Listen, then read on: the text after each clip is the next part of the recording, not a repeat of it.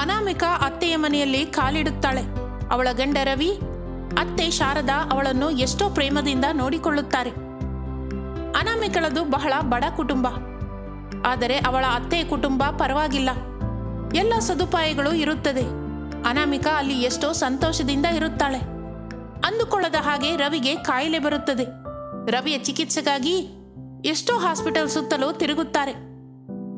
ಅದರ ಕಾರಣದಿಂದ ಅವರ ಹತ್ತಿರವಿರುವ ದುಡ್ಡೆಲ್ಲ ರವಿಯ ಹಾಸ್ಪಿಟಲ್ ಖರ್ಚಿಗೆ ಖರ್ಚಾಗುತ್ತಾ ಇರುತ್ತದೆ. ರವಿಗೆ ಆಪರೇಷನ್ ಆಗುತ್ತದೆ. ರವಿ ತಿರುಗಿ ಮನೆಗೆ ಬರುತ್ತಾನೆ. ಕೆಲವು ದಿನಗಳು ಕಳೆಯುತ್ತದೆ. ಗಂಡಸರ ಸಂಪಾದನೆ ಇಲ್ಲದೆ ಇದ್ದುದರಿಂದ ಅವರ ದಿನಗಳು ಕಳೆಯಲಿಕ್ಕೆ ಬಹಳ ಕಷ್ಟವಾಗುತ್ತಾ ಇರುತ್ತದೆ. ಹೀಗಿರುವಾಗ ಒಂದು ದಿನ ಅನಾಮಿಕಳ ಅತ್ತೆ ಶಾರದಾ ಹೀಗಂದುಕೊಳ್ಳುತ್ತಾಳೆ. ಛೆಛೆ, ಏನೋ ಅಂದ್ಕೊಂಡೆ. ನನ್ನ ಸೊಸೆಯ ದರಿದ್ರ ನನ್ನ ಮನೆಗೆ ಸುತ್ತಕೊಂಡ ಹಾಗಿದೆ. ಅದಕ್ಕೆ ನನ್ನ ಮನೆಗೆ ಕಾಲಿಟ್ಟ ಕೆಲವು ದಿನಕ್ಕೆ ಹೀಗೆ ನಡೆದಿದೆ. ಚಿಚಿ, ನಾವು ಅನಗತ್ಯವಾಗಿ ಮದುವೆ ಮಾಡಿಕೊಂಡು ಈಗೇನೋ ಕಷ್ಟಪಡಬೇಕಾಗಿ ಬಂದಿತು ಎಂದು ಶಾರದಾ ಅಂದುಕೊಳ್ಳುತ್ತಾ ಇರುತ್ತಾಳೆ.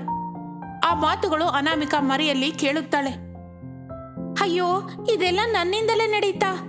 ದೇವ್ರೇ, ಯಾಕೆ ಹೀಗೆ ನನ್ನ ಅತ್ತೆ ಮನೆಯಲ್ಲಿ ಕೂಡ ನನಗೆ ಅವಮಾನ ಮಾಡುವ ಹಾಗೆ ಮಾಡಿದೆ ಎಂದು ಅನಾಮಿಕಾ ಎಷ್ಟೋ ದುಃಖ ಪಡುತ್ತಾ ಇದ್ದಳು. ಹೀಗಿರುವಾಗ ಒಂದು ದಿನ ಶಾರದಾ ಅವಳನ್ನು ಹತ್ತಿರ ಕರೆಯುತ್ತಾಳೆ. ಅಮ್ಮ ಅನಾಮಿಕಾ, ನಾನು ಹೊಲಕ್ಕೆ ಹೋಗ್ತಾ ಇದ್ದೀನಿ. ಇಲ್ಲ ಅಂದ್ರೆ ಮನೆಯಲ್ಲಿ ಕಳೆಯೋದು ಬಹಳ ಕಷ್ಟವಾಗ್ತಿದೆ. ನೀನು ಮಗನನ್ನು ನೋಡಿಕೊಂಡು ಅವನಿಗೆ ಸರಿಯಾಗಿ ಊಟ ಔಷಧಿ ಕೊಡು ಎಂದು ಅನ್ನುತ್ತಾಳೆ ಶಾರದಾ. ಅದಕ್ಕೆ ಅನಾಮಿಕಾ ಸರಿ ಎಂದು ಅನ್ನುತ್ತಾಳೆ. ಇನ್ನು ಆ ದಿನದಿಂದ ಅತ್ತೆ ಶಾರದಾ ಹೊಲಕ್ಕೆ ಹೋಗುತ್ತಿರುತ್ತಾಳೆ. ಹಾಗೆ ಒಂದು ವಾರ ಕಳೆಯುತ್ತದೆ. ಅಮ್ಮ, ಈ ಸೊಂಟ ನೋವು ತಡೆಯಕ್ಕಾಗ್ತಿಲ್ಲ. ಹೊಲದಲ್ಲಿ ಕೆಲಸ ಮಾಡಿ ಮಾಡಿ ನನಗೆ ಸೊಂಟ ನೋವು ಬರ್ತಾ ಇದೆ. ಈ ಮುದಿ ವಯಸ್ಸಲ್ಲಿ ಅಂತ ಬಾರದ ಕೆಲಸ ಮಾಡಬಾರ್ದು ಅಂದ್ಕೋತೀನಿ. ಹಬ್ಬಾ ಎಂದು ಬಹಳ ನೋವು ಅನುಭವಿಸುತ್ತಾ ಇರುತ್ತಾಳೆ. ಆ ಮಾತುಗಳನ್ನು ಕೇಳಿದ ಅನಾಮಿಕಾ ಅತ್ತೆ ಹತ್ತಿರ ಈಗನ್ನುತ್ತಾಳೆ. ಅತ್ತೆ, ಏನಾಯ್ತು? ಯಾಕೆ ಮಲ್ಕೊಂಡಿದ್ದೀರಾ? ಆರೋಗ್ಯ ಸರಿ ಇಲ್ಲವಾ? ಏನ್ ಚೆನ್ನಾಗಿದೆಯೋ ಏನೋ ತಾಯಿ, ನನಗೆ ಸೊಂಟ ನೋವು ಬರ್ತಾ ಇದೆ. ಹೊಲಕ್ಕೆ ಹೋಗೋದು ನನ್ನಿಂದ ಆಗಲ್ಲ ಎಂದು ಶಾರದಾ ದುಃಖ ಪಡುತ್ತಾಳೆ. ಅದಕ್ಕೆ ಅವಳಿಗೆ ಸೊಂಟ ನೋವು ಹೆಚ್ಚಾಗಿದ್ದರಿಂದ ಡಾಕ್ಟರ್ ಅನ್ನು ಕರೆಸು ಎಂದು ಹೇಳುತ್ತಾಳೆ ಅತ್ತೆ. ಅದಕ್ಕೆ ಅನಾಮಿಕಾ ಸರಿ ಎಂದು ಹೇಳಿ ಡಾಕ್ಟರ್ ಅನ್ನು ಕರೆಸುತ್ತಾಳೆ. ಡಾಕ್ಟರ್ ಅವಳನ್ನು ಪರೀಕ್ಷಿಸಿ ಅವಳಿಗೆ ಸಂಪೂರ್ಣ ವಿಶ್ರಾಂತಿ ಬೇಕು ಎಂದು ಹೇಳುತ್ತಾರೆ. ಹಾಗೆ ಕೆಲವು ಔಷಧಿಗಳನ್ನು ಕೂಡ ಬರೆದುಕೊಡುತ್ತಾರೆ. ಇನ್ನು ಪೂರ್ತಿ ಮನೆಯ ಭಾರವೆಲ್ಲವೂ ಅನಾಮಿಕಳ ಮೇಲೆ ಬೀಳುತ್ತದೆ. ಅನಾಮಿಕಳಿಗೆ ಏನು ಮಾಡಲು ಅರ್ಥವಾಗುವುದಿಲ್ಲ. ಮನೆಯಲ್ಲಿರುವ ದುಡ್ಡು ಕ್ರಮೇಣ ಆಗಿ ಹೋಗುತ್ತಿರುತ್ತದೆ. ಏನು ಮಾಡುವುದೋ ಅರ್ಥವಾಗದ ಪರಿಸ್ಥಿತಿಯಲ್ಲಿ ಅನಾಮಿಕಾ ಇರುತ್ತಾಳೆ. ಮಂಚ ಹಿಡಿದ ಗಂಡ ಒಂದು ದಿನ ಹೀಗನ್ನುತ್ತಾನೆ. ಅನಾಮಿಕಾ, ನನಗೆ ಬಹಳ ಹಸಿವಾಗ್ತಾ ಇದೆ ಎಂದು ಕರೆಯುತ್ತಾನೆ. ಅನಾಮಿಕಾ ಅವನ ಹತ್ತಿರ ಹೋಗುತ್ತಾಳೆ. ಗೋಧಿ ಹಿಟ್ಟಿನ ರೊಟ್ಟಿ ಮಾಡ್ಲಾ? ಗೋಧಿ ಹಿಟ್ಟು ಮಾತ್ರವೇ ಇದೆ ಮನೆಯಲ್ಲಿ, ಅಕ್ಕಿ ಕೂಡ ಇಲ್ಲ. ಏನೋ ಒಂದು ಮಾಡು, ನನಗೇನೋ ಬಹಳ ಹಸಿವಾಗ್ತಾ ಇದೆ ಎಂದು ಗಂಡ ಹೇಳುತ್ತಾನೆ. ಅದಕ್ಕೆ ಅನಾಮಿಕಾ ಸರಿ ಎಂದು ಹೇಳಿ ಅವನಿಗೆ ರೊಟ್ಟಿ ಮಾಡಿ ಕೊಡುತ್ತಾಳೆ. ರೊಟ್ಟಿ ಮಾಡಿದ ನಂತರ ಅವನಿಗೆ ರೊಟ್ಟಿ ಕೊಡುತ್ತಾಳೆ. ಅವನು ರೊಟ್ಟಿ ತಿನ್ನುತ್ತಾನೆ. ಹಾಗೆ 2 ದಿನಗಳು ಕಳೆಯುತ್ತದೆ. ಇನ್ನು ಆಗಲೇ ಅನಾಮಿಕಳಿಗೆ ಒಂದು ಆಲೋಚನೆ ಬರುತ್ತದೆ. ಸಾಯಂಕಾಲದ ವೇಳೆಯಲ್ಲಿ ರೊಟ್ಟಿಗಳನ್ನು ಮಾಡಿ ಮಾರಬೇಕು ಅಂದುಕೊಳ್ಳುತ್ತಾಳೆ. ಆ ಮಾರನೇ ದಿನ ಅವಳು ಅತ್ತೆಗೆ ಹೇಳದೆ ರೊಟ್ಟಿಗಳನ್ನು ತಯಾರು ಮಾಡಿ ಮನೆಯ ಮುಂದೆ ಮಾರಲಿಕ್ಕೆ ಶುರು ಮಾಡುತ್ತಾಳೆ. ಆಗಲೇ ಅತ್ತೆ ನೋಡುತ್ತಾಳೆ. ಅರೇ, ಏನು ಹೇಳ್ದೆ? ಯಾಕೆ ಹೀಗೆ ಮಾಡ್ತಾ ಇದೀಯೇ? ನಿನ್ ಮುಖ ನೋಡಿ ಯಾರಾದ್ರೂ ತಗೊಳಕ್ಕೆ ಬರ್ತಾರಾ? ಮೊದಲೇ ನಷ್ಟ ಜಾತಕದವಳು. ನನ್ನ ಮನೆಗೆ ಕಾಲಿಟ್ಟು ನನ್ನ ಮನೆ ನಾಶವಾಯ್ತು. ಈಗ ವ್ಯಾಪಾರ ಮಾಡ್ಲಿಕ್ಕೆ ಶುರು ಮಾಡಿದೆ. ಇದನ್ನು ಸರ್ವನಾಶ ಮಾಡ್ತೀಯಾ?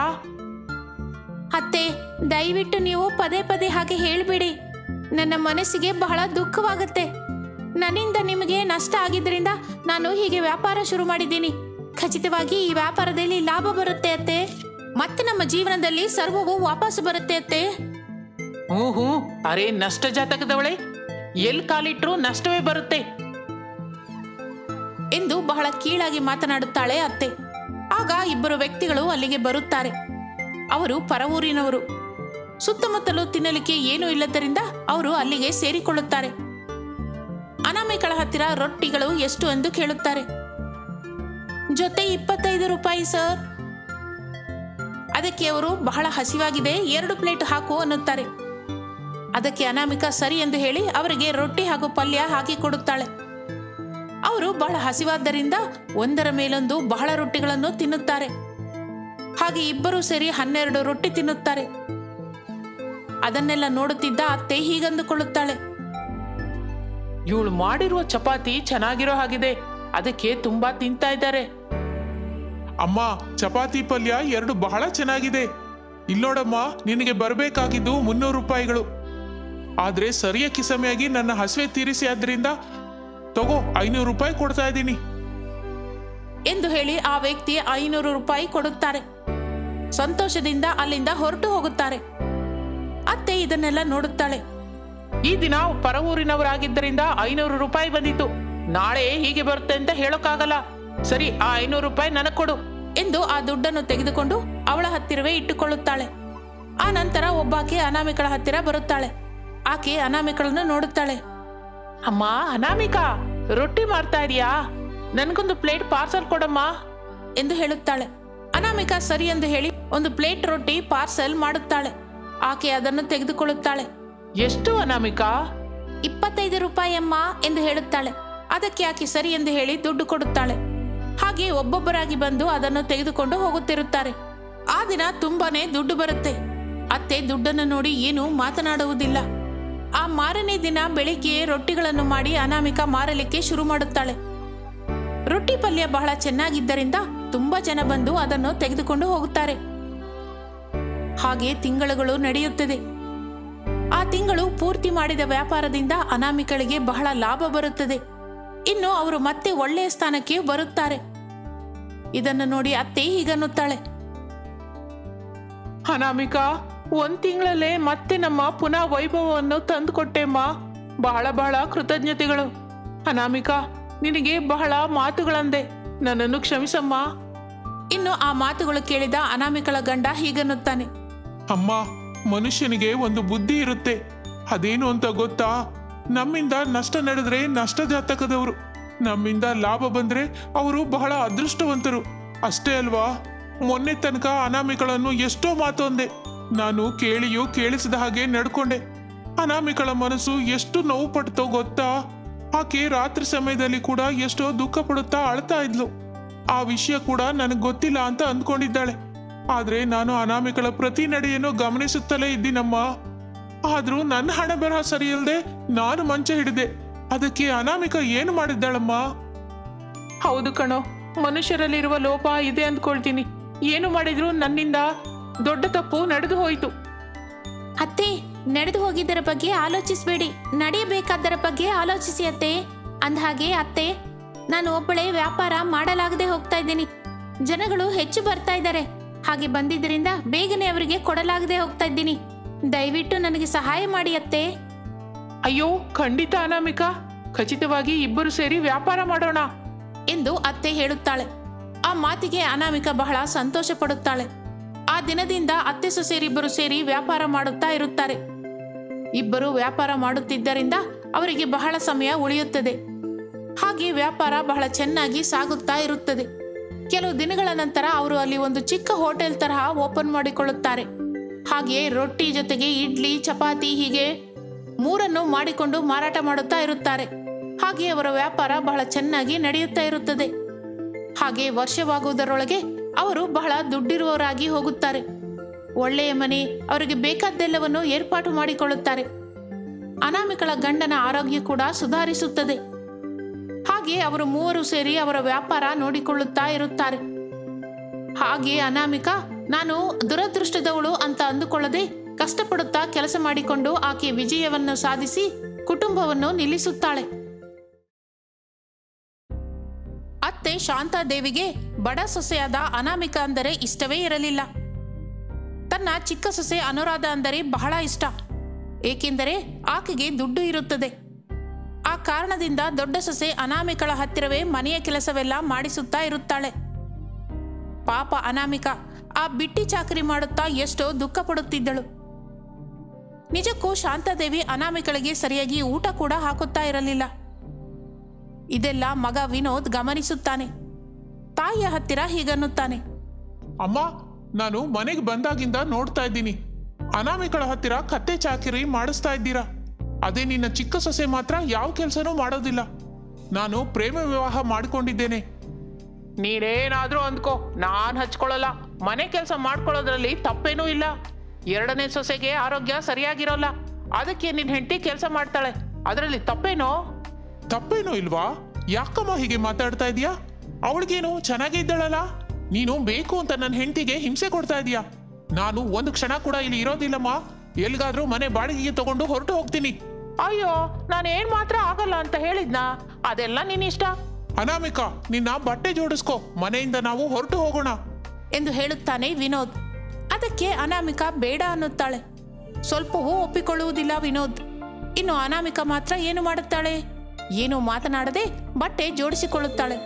ಇನ್ನು ಇಬ್ಬರೂ ಸೇರಿ ಹೊರಗಡೆ ಹೋಗುತ್ತಾರೆ. ಬಾಡಿಗೆ ಮನೆಗಾಗಿ ಬಹಳ ಪ್ರಯತ್ನಿಸುತ್ತಾರೆ. ಆದರೆ ಬಾಡಿಗೆಗೆ ಅವರಿಗೆ ಮನೆ ಸಿಗುವುದಿಲ್ಲ. ಅವರ ಮನೆಯ ಮುಂದೆ ಒಂದು ಚಿಕ್ಕ ಮನೆ ಬಾಡಿಗೆಗೆ ಸಿಗುತ್ತದೆ. ಅಲ್ಲಿ ಅವನಿಗೆ ಇಷ್ಟವಿಲ್ಲದಿದ್ದರೂ ಇರಲಿಕ್ಕೆ ಆದರೆ ಬೇರೆ ದಾರಿ ಇಲ್ಲ.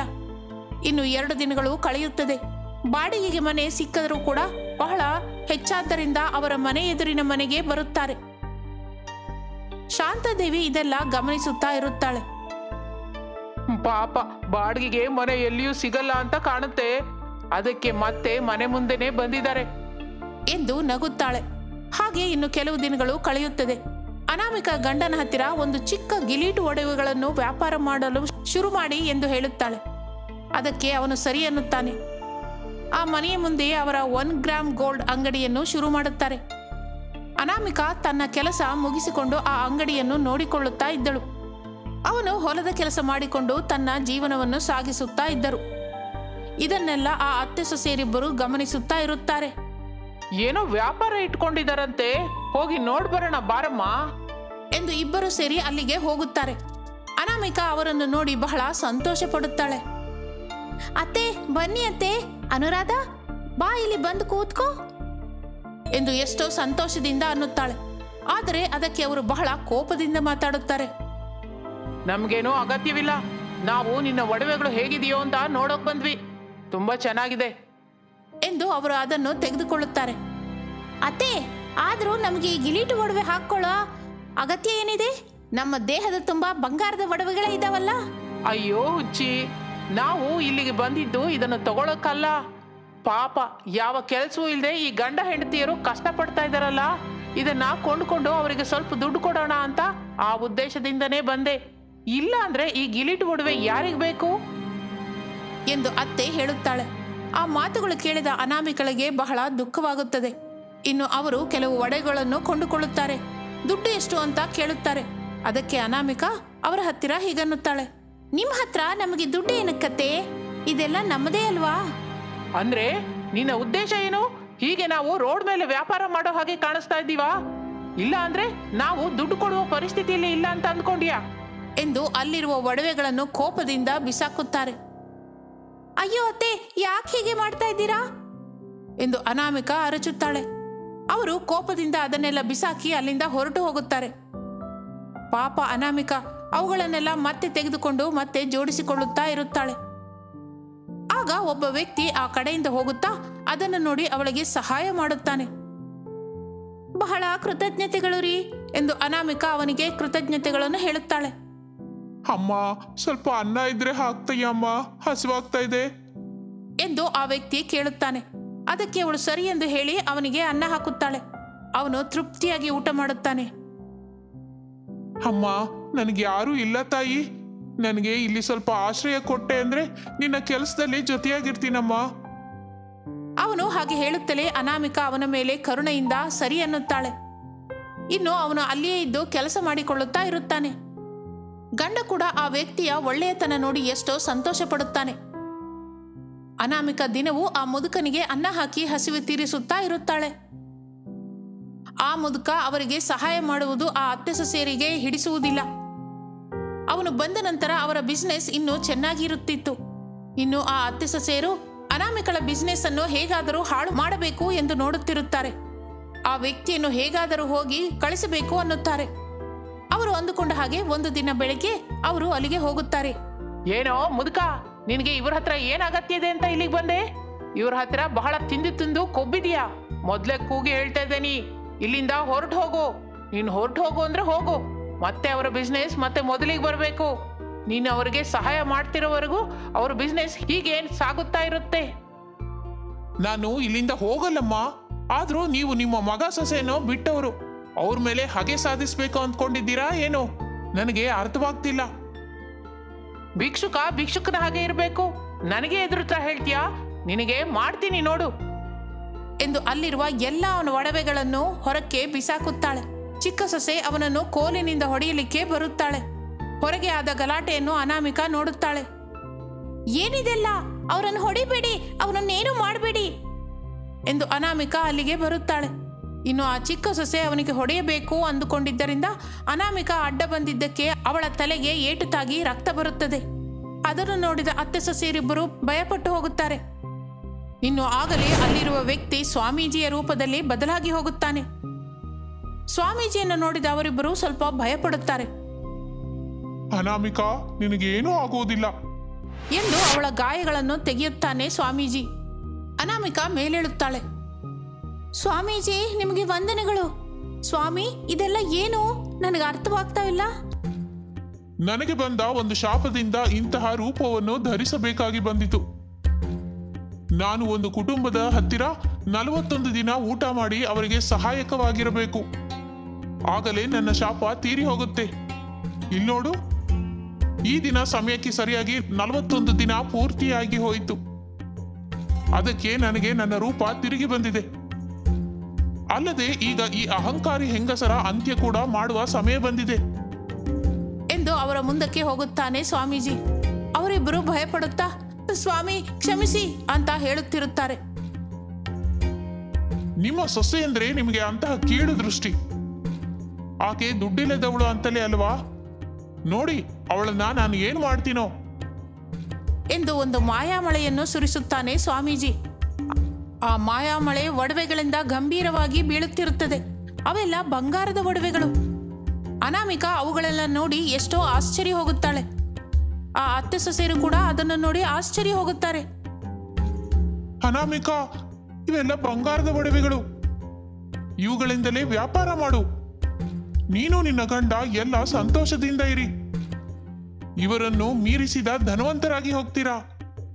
ಅಷ್ಟೇ ಅಲ್ಲ, ನೀನು ಯಾವಾಗ ಕರೆದರೂ ಈ ಒಡವೆಗಳ ಮಳೆ ನಿನಗಾಗಿ ಬೀಳುತ್ತಲೇ ಇರುತ್ತದೆ ಎಂದು ಆ ಸ್ವಾಮೀಜಿ ವರ ಕೊಡುತ್ತಾನೆ.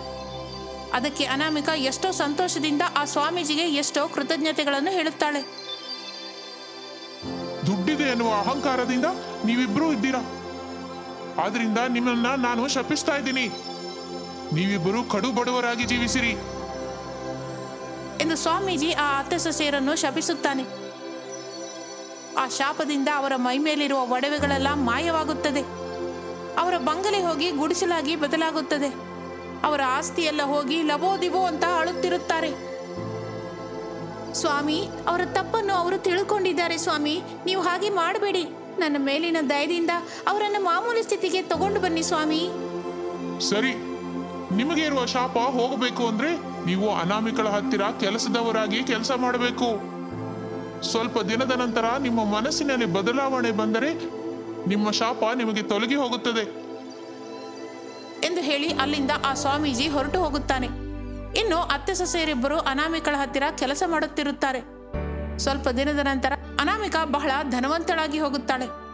ಅನಾಮಿಕಾ ಯಾವಾಗ ಕರೆದರೂ ಆ ಆಭರಣಗಳ ಮಳೆ ಬರುತ್ತಲೇ ಇರುತ್ತದೆ. ಆ ಒಡವೆಗಳಿಂದ ಎಷ್ಟೋ ಜನ ಬಡಜನರ ಜೀವನದಲ್ಲಿ ಬೆಳಕನ್ನು ತುಂಬುತ್ತಾ ಇರುತ್ತಾಳೆ ಅನಾಮಿಕಾ. ಬಹಳ ಜನರ ಹಸಿವೆ ತೀರಿಸುತ್ತಾಳೆ.